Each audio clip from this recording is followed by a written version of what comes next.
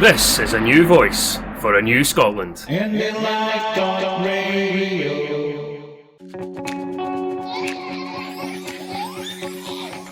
IndyPram, yes, IndyPram on IndyLive.Radio.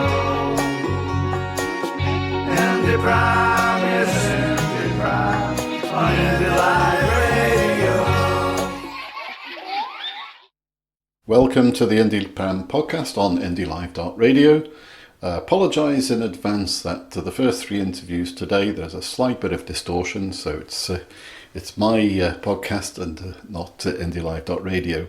Had the settings slightly incorrect on the microphone when I'm speaking to Chris Law MP, Amanda Brown, singer, and Deidre Brock MP. I'm now with Chris Law, who's the MP for Dundee. Chris, what's your impressions of the start of this build-up to the march today? Well, first of all, I'm really glad that the weather's good because that's going to put a lot of smiles on people's faces. I thought there'd be a lot of brawlies today. I'm looking up the Royal Mile and as far as I can see, all I can see is the sea of blue flags. And we're half an hour before the march, so I'm really excited. The last march I did in Edinburgh was some years ago, and I think this is going to be the biggest march yet, so I'm very, very excited indeed. Superb. Could you give me an update on what your thoughts are on the latest political situation? Oh my goodness, Westminster's never been in more chaos. Boris hasn't got a clue what he's going to do with Brexit, and I think for people in Scotland who are listening, who might still be not sure about where Scotland should go, maybe voted no in the past or unsure, they need to have a look and I think again, because now is our time to move, and I think what's going on in Westminster shows that actually we can do a far better job, and the competence we've had the last 12 years under the Scottish Government proves that. So this is the greatest opportunity for us, I think, in terms of independence and also for a place in Europe, which goes without saying. Right. Now, we're expecting maybe 250,000 here today. SNP have got a membership of around 120,000 plus. What would your message be to activists, those who are not affiliated with any party, to come and help out when it comes to a forthcoming and looks like very soon general election? Well, my simple answer is, for those who are not members and not been activists before, there's only one party that's going to deliver independence, and the one way we need to do that is first of all win the general election. So if you're not a member before or you've never been an activist before, come along and join. It's very affordable these days. Go along to your branch meeting for the first time, see how you can get involved, pester your local MP, MSP, councillor to see what you can do. This is your opportunity to make history, and that's how I got involved all these years ago. I'm no different. I started at the very beginning like everybody else, so I'd be totally enthused for those who are coming out for the first time to come along and join us and help us get over the line. Yeah. And how do you feel regarding the legal process as we're walking towards looking for a Section 30 or the Scottish referendum bill or any other alternative? So there's been a lot of debate about what are the routes. The key route is simple. The majority of Scots need to get out there and help get us over the line. That means being active and being loud and clear that Scotland has the right to choose, and nobody should be telling us to get back in a box. And this is a message I've been saying for years. Those who wish to shut us down will keep saying now it's not the time, or there's never going to be a good time, or once in a generation. We need to say no, it's not. This is the time. Here is my voice, and you won't put us back in a box again. And if you had a message regarding the media in Scotland, what would that be? You need to be balanced, you need to be fair, and you should be here today because this is truly historic and this is going to be a big leap forward for Scotland. So I'm very excited. Chris Law, thank you very much indeed. Thank you. Thank you very much. Our next speaker is Amanda Brown. Now, Amanda's very well known for her participation in all the marches and doing a lot of singing. Yeah, absolutely. I enjoy a sing-song for the cause, definitely. Right. What's your impression of the build-up for this march? I mean, I've been literally not able to sleep the last couple of days because I knew that everyone was planning for this one. The numbers so far, and we've not even started, is absolutely exceptional. Yeah. So yeah, we are. We're definitely showing a response today. Yeah. I'd be very surprised if this doesn't hit the normal media. Oh, but you never know. Sure I'm sure it will. Absolutely. Are Fingers you singing crossed. at this anyway. event? I'm not singing at this event. I do have a little event afterwards at the Bongo Club down at the Cowgate for Edinburgh South. It's Underground Edinburgh Yes Bar. Oh, right. Great, so I'll be on at 7 o'clock tonight. Wish you luck, and you should be able well to get done tickets for all on the the doors, enthusiasm and energy that you give to the march. Oh, fantastic. Thanks ever so much as well. Amanda Brown, thank you very much. Have indeed. a great day as well. Cheers, thanks. Bye. My next guest is Deidre Brock, MP in Edinburgh. This is a fantastic turnout by the look of it. It looks incredible. I've seen pictures from further up. I mean, we're just outside the Parliament, but inside the park itself, it looks crammed. So, yeah, looking forward to getting going and just showing all our support. There's so much support here from so many different, ages and different folk from all sorts of different areas. I mean, folk are coming from all over Scotland. It's just another really positive experience, and I'm really delighted to be able to take part in it. Yeah, and it's in your home city. It is, yes, because I'm MP for Edinburgh North and Leith, of course, and it's always a joy to be back here, particularly at the moment, getting away from the madness of Brexit and what's going on in Westminster. Well, it's such a guddle. Tell me a bit about Westminster. How do you feel it's going just now? Well, I mean, the contempt, I think, that Boris Johnson and his cabinet show for both the rules of law, but also for the people that they supposedly represent, is quite shocking to me, actually. I spend a lot of time with my mouth open in astonishment that he is as bold as he is. I mean, I think the language he's been using, I mean, clearly the other day he'd been told to tone it down, so, in an attempt to look prime ministerial, didn't work, but he is... I just think it's a deliberate attempt to stir up a really aggressive style of politics, which I think many people find very upsetting, very disturbing.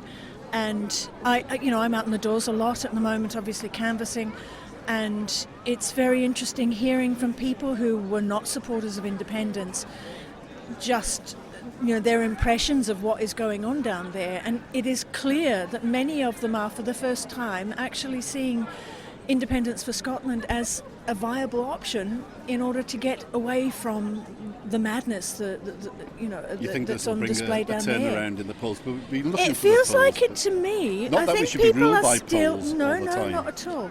But it feels like it to me from getting out and speaking to folk. That folk, even folk who are really, diehard anti-independence folk, are, for example, saying to me, for the first time ever, I'm actually considering federalism as an option. Now, obviously, I want independence and I want us to decide everything for ourselves. But even, with people who were very clearly very anti-independence before, that they're even shifting to that position is a move. I think we have to be conscious of the fact that not everyone is there yet. Mm-hmm. People are still waiting to see what happens with Brexit.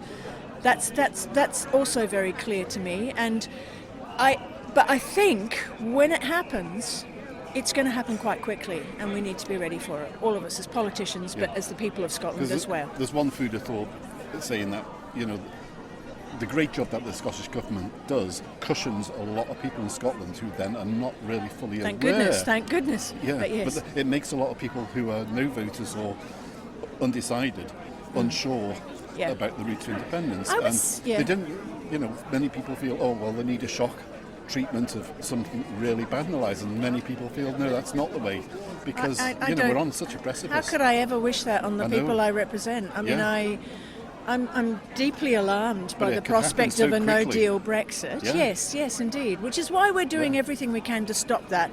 You'll know that Ian's been so clear on this. In fact, I would say we're the only party that has a consistent position, right from the beginning in our attitudes to Europe and all along. Yeah, because the Liberal Democrats, they definitely lost their way. Absolutely. I would say so. Turned hypocritical. Those of us who have experience of Liberal Democrat politics are hardly surprised by that. But if they at the last minute turned around and said, okay, we'll support the notion of trying to get in an interim leader and not try and hedge their bets and pick the people that, it's just not, this is not partnership working the way they're doing it. Are they actually in favour of trying to stop a no-deal Brexit or not? Surely they should be doing everything possible to stop that, because we know, all of us know how disastrous that is. But I feel like they're playing political games, and now is definitely not the time for that. So we'll see what happens. But you know the way we're heading. We are trying to stop that. Then set an interim leader and a general election once the threat of no deal's been removed. I'll ask you the same question I asked for Chris. We're expecting around 250,000 people here, maybe probably more. So.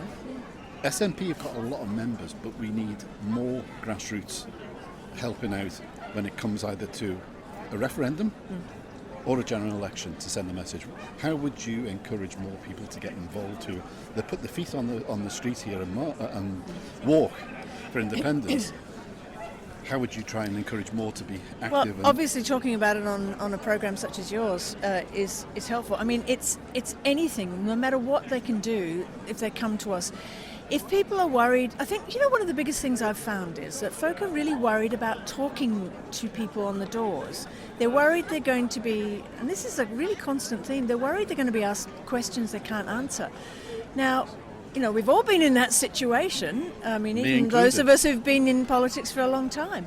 But the thing is, you can always say, well, I'm not sure about that particular issue, but I will get back to you on that. Just make sure you do. Go find out, go speak to people in your local branch or, the politician that has some knowledge of the subject, and then go back to them and provide them with that answer. So I think it's up to us as well to provide good training so that people don't feel, have that confidence to be able to go and speak to other folk. We're not going to win this simply by politicians leading the way. This is all about the people talking to each other, informing themselves, and then getting out there and just speaking respectfully and knowledgeably as far as they can to their friends, their neighbours. That's what's going to shift folk. People can be quite set in their ways, and it takes, I suppose, gentle persuasion, really. Absolutely. Rather than any attempt to just shout them down or belittle what their beliefs are. Or, I'm actually a really firm believer in that, and it's something I've stuck by for a long time now, and I feel as if it's had quite good results, certainly in my constituency, I hope. And prior to that in my ward. So be respectful. Gen up on as much as you can, but always acknowledge if you don't know the answer, you'll go away, find out for them, and come back. Absolutely. Yeah. Deirdre, that's really wise words. It's been a pleasure to meet you again. Nice to see you again. Cheers. Okay, thanks. Right, with me now is Paul Kavanagh. We're a few days after the march in Edinburgh, and both dried off. Both dried off because I lost you. Yeah. Because normally I have the pram. With the pram and the route change this time, it was uphill for most of the way. Cobble streets. Pushing a pram is fine. Pushing a pram with a 30-watt amplifier and a massive 12-volt battery, which is capable of starting a 1.9 turbos diesel, is no laughing matter. So unfortunately, I decided it was, I'll give it a rest. That doesn't say much for your commitment to the cause. But the one thing I'd never experienced until Saturday. What, rain? I'd experienced that before, especially Oban. No, I'd never seen the front of the march. Yeah. And I thought this is something I wanted to. I've always been way behind it or to the back and then worked my way back with a pram. So this time I took my camera and I stood on a little island by the roundabout and I filmed all the Yes bikers, a really impressive number, I'm sure well over 300.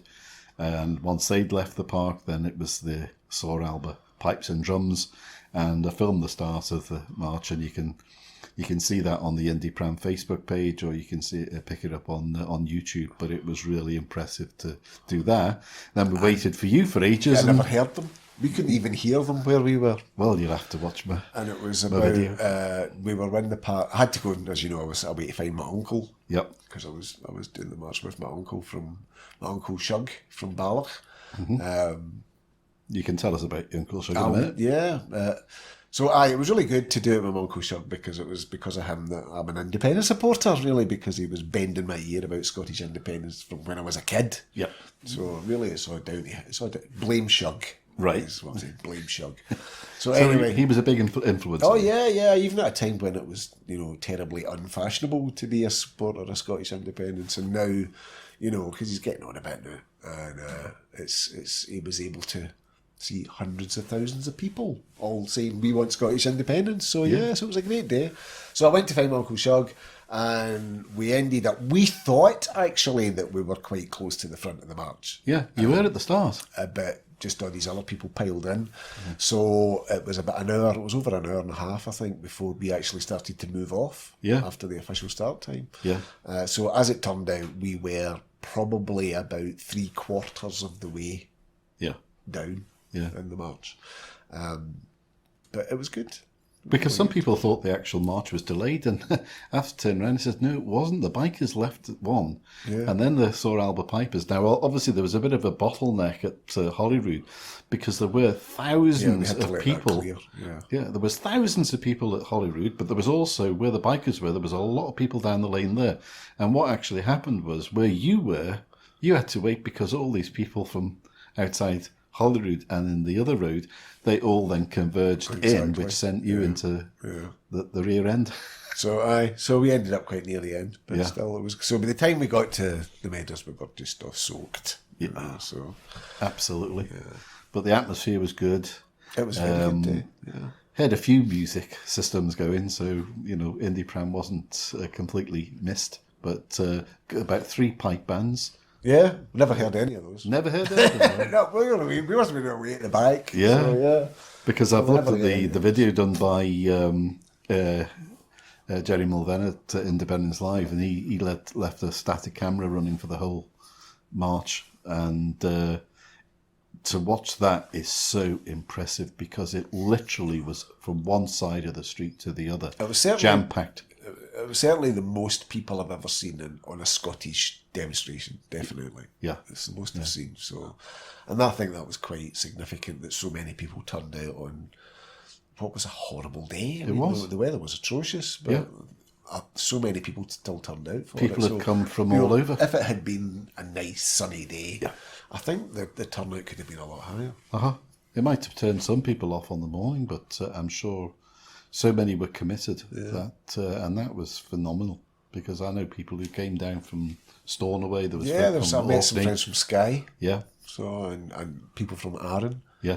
They'd arranged a coach from Arran, so they came over on the ferry. So they made the effort, and that's the important thing. So, what do you feel yourself regarding the? That's the last march of the year, or walk. I prefer to call them a walk and that because I don't march. That's the last one. What do you feel about this? Sorry, it's more of a shuffle. A shuffle.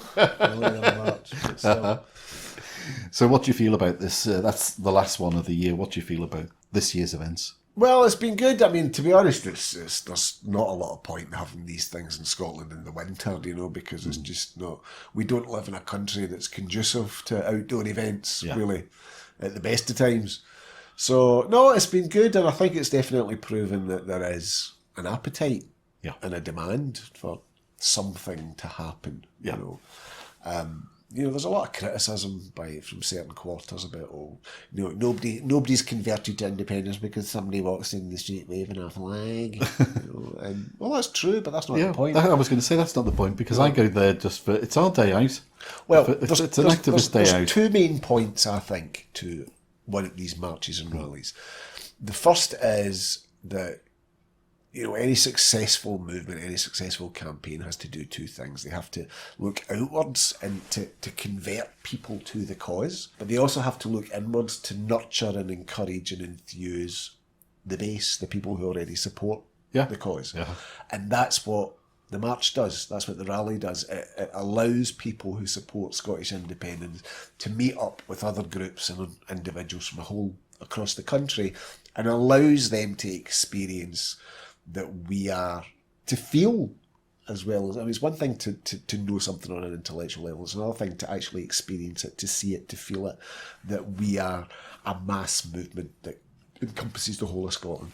And that's the important thing because it's the fact that Glasgow and Edinburgh, obviously you expect them to be big ones, but I think it's been great that it's been going around the country into remoter areas, and then you get other areas that have done their own thing, which is great. It encourages, animates the base, which is good because these are the people that are going to be the folk that go on these marches and rallies aren't just people who are going to vote yes. They're people who are going to campaign for a yes vote, and persuade other people, and they will only do that if they are in good spirits about it, and that's what these marches and rallies can do. It boosts their morale, and that's really, really important, and we should never underestimate that. The other important thing that these marches and rallies do is, as I'm always saying, we live in a country where the media is overwhelmingly opposed to Scottish independence, despite the fact half the population, give or take, support Scottish independence. the media is overwhelmingly opposed to it. And what these marches and rallies do is they show that this is normal to support Scottish independence, because there's an awful lot of people that would, you know, the views of opponents of independence are constantly being normalised by the media. So they feel emboldened to say things like, well, nobody wants an independence referendum, or, you know, the various talking points that the anti-independence people come out with, because that's constantly reinforced by the media, so they feel as though that's always backed up. Whereas independent supporters don't have that same degree of reinforcement.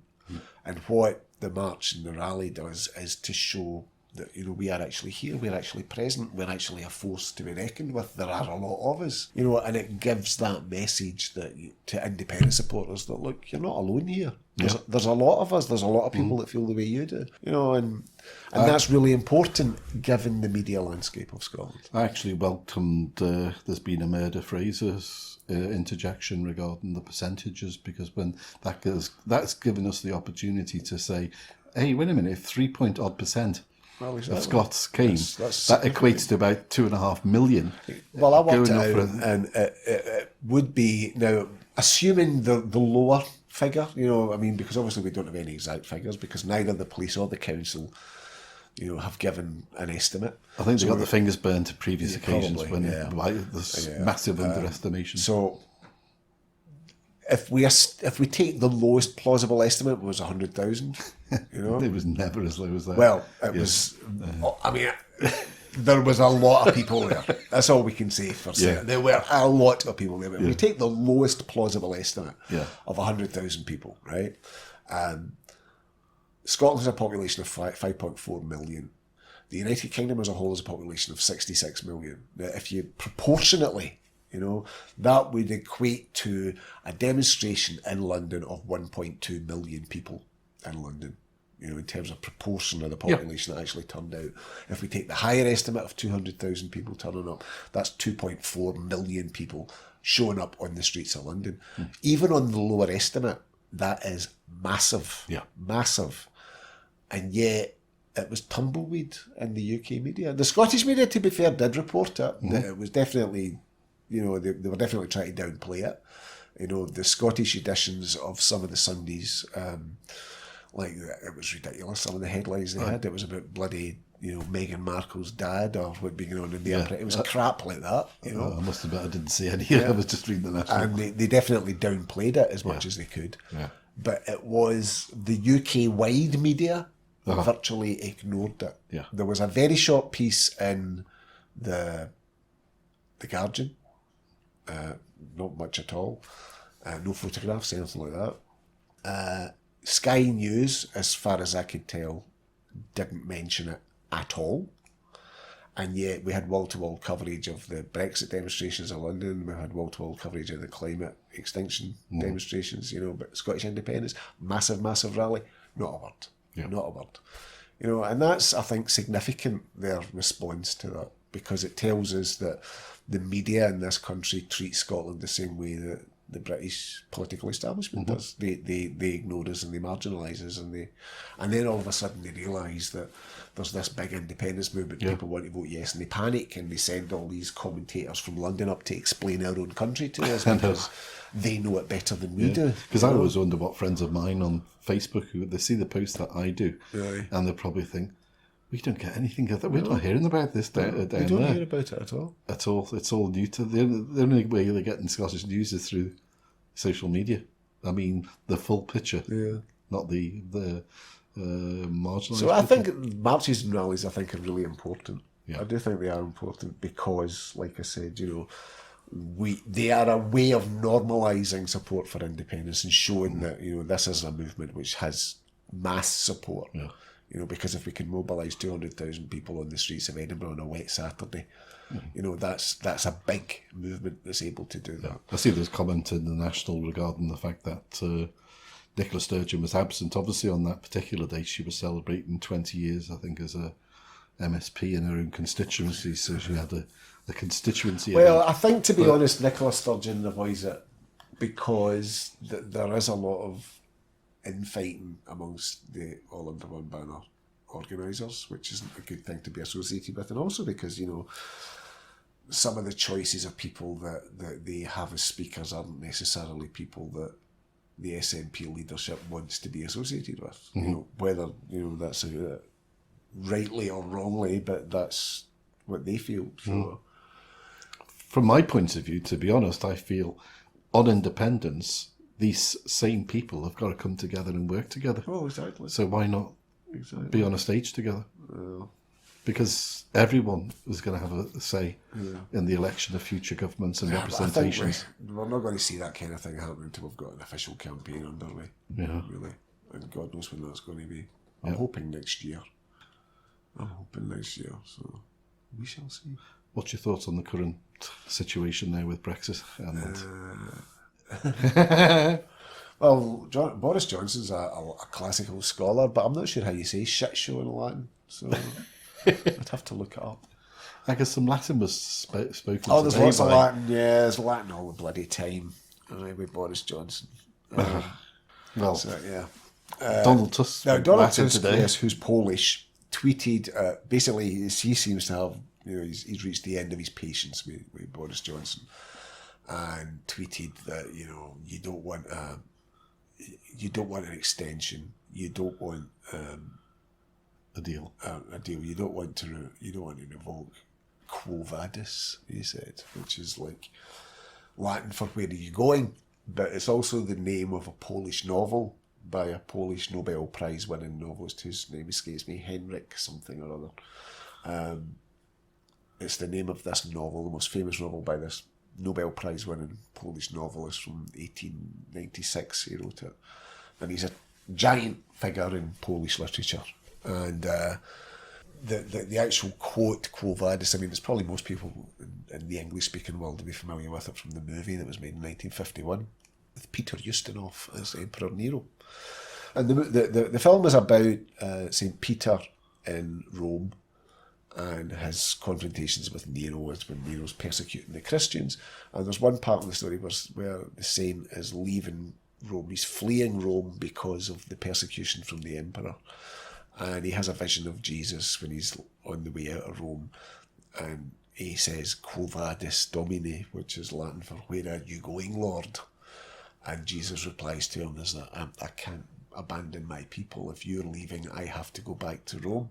And it was basically a way of shaming St. Peter into returning to Rome to be martyred. Is what it was. So the question, Quo Vadis, and everybody in Poland would get the reference. It's when you say Quo Vadis, what it means, it's not a question about where are you going in a physical sense. It's a question about where your moral judgment is going. Yeah. You know, and so where's your morality? Because Boris Johnson is pursuing a no-deal exit. He's lying about wanting a deal. He's pursuing a no-deal Brexit because he wants to position himself and his party in this general election that's coming and see off Nigel Farage. And it's all about the short-term political interests of the Conservative Party, irrespective of the damage that that's going to do to the United Kingdom as a whole. So, Quo Vadis, where is your morality? Where's your ethics? That's where are they going? You know, and I think, to be honest, that's a question that we should also be asking Scottish Unionists. You know, Quo Vadis Scottish Unionists, because where are you going with your ethics and your morality? Because Carlo Exactly. He's now saying that we should support a no-deal Brexit. Yeah. Which is outrageous. It's utterly outrageous. But one of the things that I think is really significant that's come out of the whole Brexit process is what we are seeing now is the solidarity that the rest of Europe has with Ireland. Yeah. Ireland has worked its diplomatic channels really well and really effectively. And they have managed to get Germany and France and all the others have all lined up behind Ireland to say, no, you know, we're standing with Ireland in this. Mm-hmm. Who's standing for unionists? You know, what the Northern Irish unionists have no friends in Europe. All they have is the support of a Prime Minister who we know to be a liar and whose support for them will vanish as soon as the electoral arithmetic in the House of Commons alters and he no longer needs the support of the DUP. Yeah, he will drop them like a hot potato when it's in his interest to do so. And unionists in Scotland don't even have that much. No. So who has spoken up for Scotland? You know, within the union I'm talking about. And so Scottish unionism has failed on its own terms. Failed to speak up for Scotland within the union. It has failed to make sure that Scotland has its seat at the top table that we were promised that it would have. And on every level, Scottish unionism has failed as a political force. And this is what we're seeing now. We're seeing the moral and intellectual and political bankruptcy of Scottish unionism. So quo vadis Scottish unionists. And yet they're still ranking above Labour in the polls. The Tories, well, in England, yeah. But I think that tells you so much about, you know, just where British politics are, because Jeremy Corbyn is a disaster as a leader. Yeah. You know, in any halfway And Jo Swinson is with her, and she's turned out into be a completely undemocratic. Well, she's remarkably unpopular. Yeah. Shall we say? I mean, Jo Swinson as a Tory was trending on Twitter. Yeah, well, I've got a good picture of that to put out. Because, what was more important to Jo Swinson is a no-deal Brexit, or making sure that Jeremy Corbyn doesn't even become a caretaker leader in number 10. No, And it seems to be she's that- interested in herself. Yeah, it's always been about. I mean, and it was Callum Baird, the editor of the National, was telling me this, that, you know, that Jo Swinson and the Lib Dems have said, "Oh no, we can't possibly. You know, we could do a deal with Labour, but we can't possibly do a deal with Jeremy Corbyn." But before that, they'd said, "Oh, we could do a deal with Labour, but we can't possibly do a deal with Ed Balls." Yeah, And yeah. before that, it was, "Oh, we could do a deal with Labour, but we can't possibly do a deal with Gordon Brown." You know, Yeah. so it doesn't matter. They've got form. Exactly. It doesn't Yeah. matter who it is. It's just, they're quite happy to do deals with the Tories, but they won't do deals with Labour. Yeah. And talking about Brexit again for a moment, I didn't watch Question Time, though. I did see I don't watch questions. No, I haven't for yonks, but there was an interesting piece floating about on social media from an American woman from Chicago, and obviously asking a question from the audience, and it was quite an eye-opener of basically telling folk, you treat Ireland with the disrespect that you're doing, and there ain't going to be any deal. This is because a lot of people in America are so supportive of Ireland, and it was a great comment. The House of Representatives, the lower house in America, have basically said, you know, if it's not up to Donald Trump. I was going to say Tusk there, Donald Trump. I'm getting mixed up with my Donalds. But, it's not up to Donald Trump to sign a trade deal. It's up to it's got to go through the Congress in America, and they will not. They have said, we will not approve any trade deal if the Good Friday Agreement is threatened or damaged. Yeah. So it's not going to happen. It's not going to happen.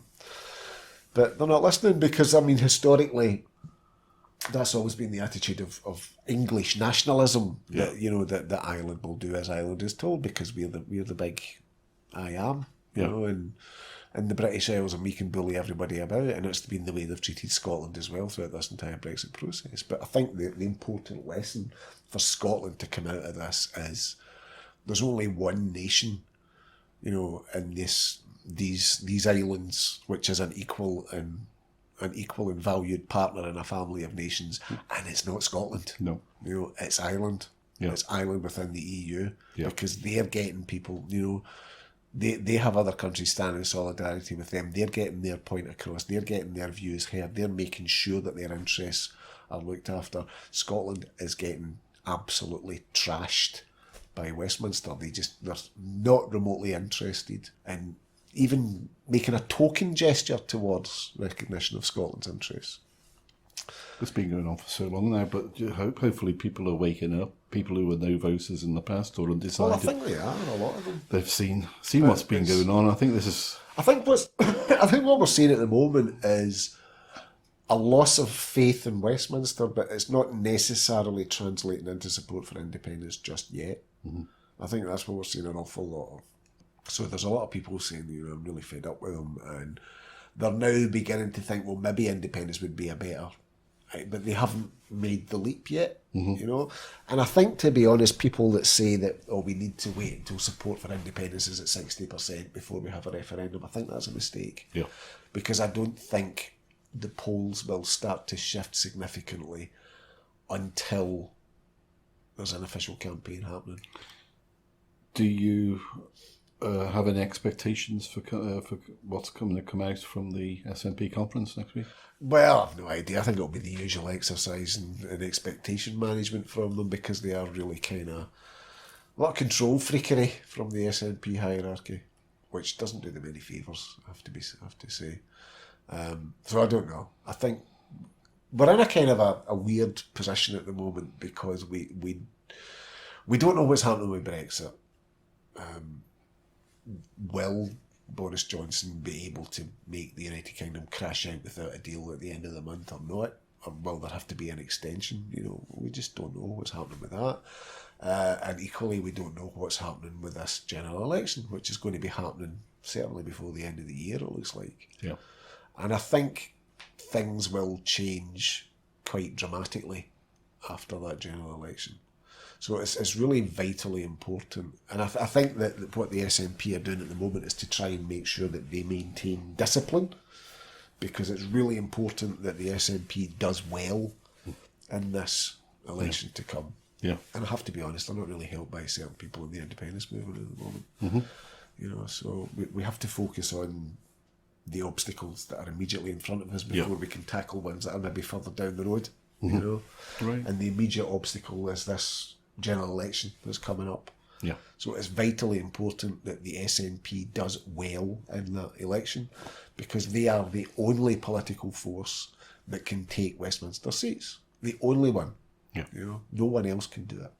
There's I have a lot of sympathy for the Greens, but to be honest, if you're an independent supporter and you're a Green, at this election you need to vote SNP. We all need to vote SNP. We need the same enthusiasm that what we had in 2015 and more. And we need a clear message from the SNP leadership. Absolutely. That this election is about making sure that Scotland has a right to voice its opinion, that Scotland has a right to decide what its future is. Yeah. And that's not a decision that's going to be subject to the whims of a UK Prime Minister. Yeah, I was interested to watch, because I checked out, I don't usually watch Sunday politics nowadays, but I thought, in case there was something to follow up the report on Saturday on the news for the march, I thought I'll watch Sunday politics to see if there's any content there. Absolutely nothing at all. There you go. Yeah. But they did have an interesting interview with A. Blackford and also a Lib Dem MP, and both were quite secretive regarding potential routes to taking over the business in Parliament.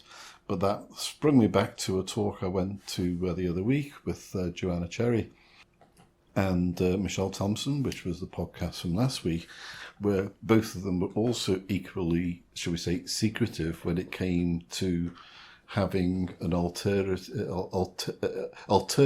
route to using a Section 30, that they wouldn't spell it out because it may be a case of, well, if we say it now, then it's saying, we don't agree with Nicola Sturgeon, who believes the gold standard should be a Section 30.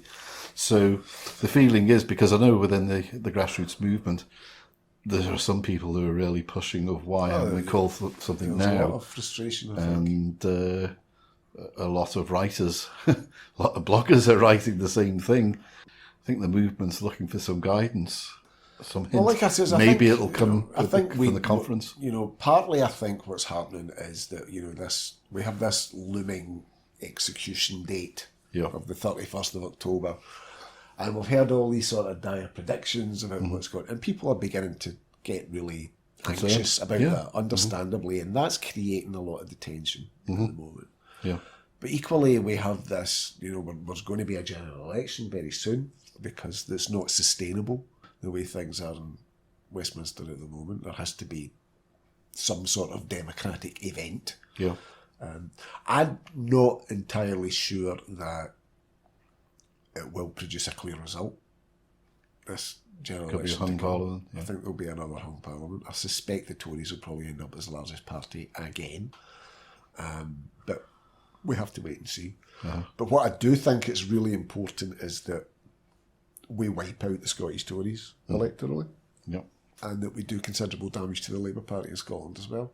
because the Labour Party in Scotland, I think, have to realise that they should not be so knee-jerk unionist. Yeah.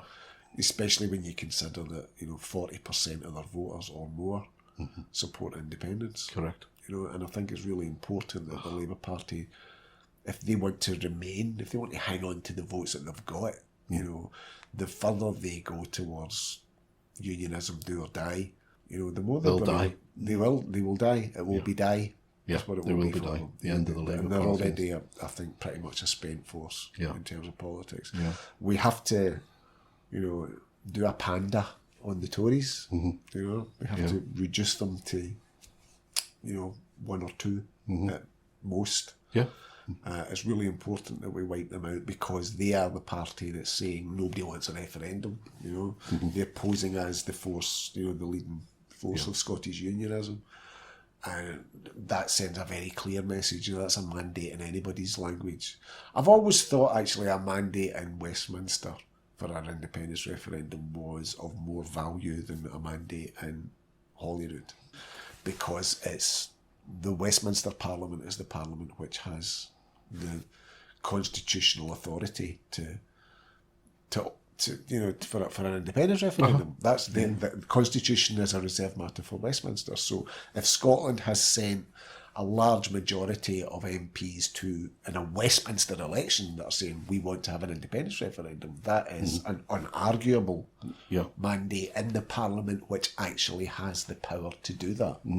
So they have the love of the expression. Oh, you told us if it was a once in a generation referendum, but also Margaret Thatcher said that if you have a majority of SNP MPs... See, I thought when Alex Salmond said that... all these off-the-cuff comments about... When Alex Salmond said that, I thought, oh God, that was a mistake. Because that's going to come back and bite us in the bum. At least it's not on paper. But what he meant was that it was a once-in-a-lifetime opportunity because nobody expected that there would be a majority in Holyrood for the SNP. It was unexpected. It was. But they like to interpret it the way they exactly. They say, "Oh no, you don't have a right to decide ever again." So you can't change your mind. And then you have the likes of Joe Swinson. I mean, with the height of hypocrisy, saying that there has to be, we have to look at the EU referendum again because there's all these young people that were too young to vote. Really, Joe? But that argument applies even more to the Scottish referendum. Exactly. But it's one rule for them and it's one rule for for it's okay when the result is the result that the Lib Dems want. Then no, you don't get another chance. But when it's the result that the Lib Dems don't want, then you have to look at it again. Great. So, but I think everything's going to change after this election, which I'm expecting sometime in November, December. It's round about then. I suspect there'll be a general election. And I think the electoral landscape, certainly in Scotland, will change. Because at the moment, the anti-independence parties would say, oh, but, the SNP lost 20 seats. Or whatever it was. They used that excuse because we never had the message then. So we're not going to make the same mistake. They won't be mistake. able to use that excuse. They'll come up with some other excuse. But what this is about is proving to the people of Scotland that, look, we have an unassailable democratic mandate here, and it's them. It's the Labour Party, it's the Tories, it's the Lib Dems. They're the ones that are behaving in an undemocratic manner by saying that the people of Scotland don't have a right to have a view on what's going on in terms of Brexit, or to hold those parties to account for the promises that they made to win the 2014 referendum. I mean, I've said it before, and it's worth repeating. It's all very well saying you've got to respect the result of the referendum. We do respect the result of the referendum because Scotland isn't an independent country. We haven't declared UDI.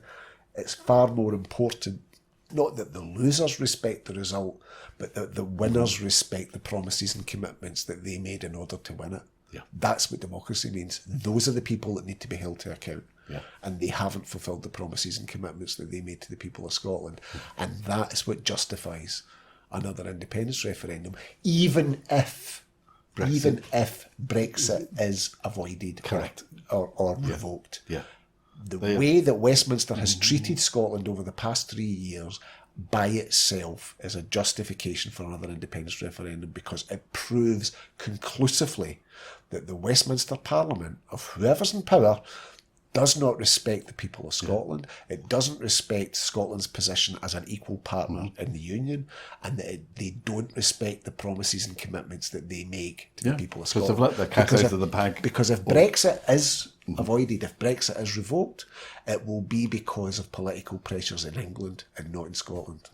It won't be about Scotland at all. Because every single party has come up with the same thing of undemocratically saying that it would not give Scotland a Section 30. So they've shown the colours already. Well, see, I've always thought that a section, you don't need to, you shouldn't ask, you should demand. Yeah.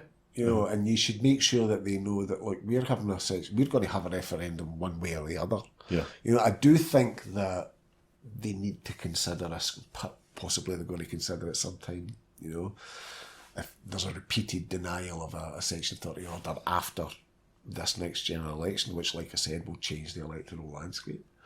Then I think they should start to test in the courts, you know, absolutely, a referendum without a Section 30 order. They should test the legality of that. But now some people have said, we should just go ahead with it and then have it challenged in the courts. I think that's the wrong way, because of the media in this country. Catalonia tried that. Catalonia tried to have a referendum that was illegal as far as the Spanish Constitution or the Spanish High Court was concerned. But in Catalonia, they had a media which was explaining to people, this is why it's important that you go out and vote, right? Because half the Catalan media supports independence, half opposes it. It's pretty balanced in terms of Catalan opinion. Whereas in Scotland, all we would get from the likes of the BBC is, well, it doesn't even if you do support independence, there's no point in voting. That's all we'll get. We'll get that constant message drummed into us if we go for a referendum without a Section 30 order before it's been tested in the courts. But people that say, you know, a referendum without a Section 30 order is illegal, that is not illegal. That's not a legal opinion they're giving you, because it's never been tested in the courts. They're giving, that's a political opinion, not a legal one. We won't know what the legality is until it's tested in the courts. So I think if they get that, and it's approved by the courts, they say, well, yeah, fine, of course you can have a consultative referendum, because after all, it's not, I mean, the law's quite, I don't know how the courts would rule, I'm not a lawyer, but there's an argument, certainly there's an argument to be made that this is to test the opinion of the people of Scotland. It's then up to Westminster to act on it. So it's not impinging on reserve powers, because, you know, it's up to Westminster to deal with it, not the Scottish Parliament. That's what presumably the argument would be, something along those lines. But I think going without legal authorisation, I think would be a mistake. But what we then do is, even if that's turned down, then we say, well, okay, we'll go for a plebiscite election. That's what I think should be the next step. So, but I think we have to make sure that Westminster has that spelled out to it. You know, like, if you can refuse a Section 30 order, fine. But if you refuse a Section 30 order, then we're going to try for an independence referendum without a Section 30 order. And then if that's turned down, then we're going to go for a plebiscite election, which you can't refuse and you have to participate in. But one way or another, Scotland will have a vote. You know, so it's not a question of asking them nicely, it's a question of laying down the law. This is how it's going to be. And it's very much in your interests if you want to say that Scotland is an equal partner in a family of nations. Then you're going to have to drag the unionists to the polling station. In this process. Otherwise, we will be mounting a campaign for Scottish independence up against people who are saying that Scotland shouldn't have a right to decide its own fate. And that's a bad look for you if you're calling yourself a unionist. You know, it's going to be very difficult for you to make a case for a union when you're saying, oh, well, no, Scotland, you shouldn't be having the right to choose at all. Because eventually you're going to have to face the Scottish people in the ballot box. And if you want to have even a snowball's chance in hell of winning, you need to cooperate with this process. So we shall see. They're running out of options, but we need to... So I don't share the pessimism that certain people in the independence movement have. So, there's a few vociferous who are very impatient indeed. There are, I think. I think you always have to remember that, you know, those of us who are involved in the independence movement are not representative of the population as a whole, and we have to take everyone's opinions. No, we have to take these soft-nosed and undecideds with us, you know, and they're only going to come with us if they realise that, you know, there's not really any other options here, and they see that the deceit has been on the part of Westminster. They see that it's the anti-democratic behaviour's been on the part of Westminster. They see that, you know, the whole Brexit thing is on the part of Westminster, and that the SNP has sincerely fought for Scotland's corner, but because Scotland is a minority within the United Kingdom, it counts for naught, you know. So I think we're building up to that. I think we are building up to that. So I do think we'll get there. Good stuff. Right, Paul, I'd like to finish on a point that you've broken your duck. What? You've broken your duck. Oh, yeah. You appeared on BBC. I did, yeah. I did. Well done. I know, well, it was just by the by.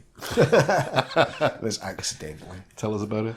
Oh, it was the papers, the documentary that about the National and the Herald and the Evening Times. And it happened they filmed a couple of things that I did with a couple of events I did with the National. So they were at the National Roadshow that we did in Lockerbie. It was last year, actually. And then they filmed us when we did the podcast with Mary Black. Yep. So, yeah. Well done. I was counting to 10 in Gaelic. That was it. That was it. So yeah. Oh, well.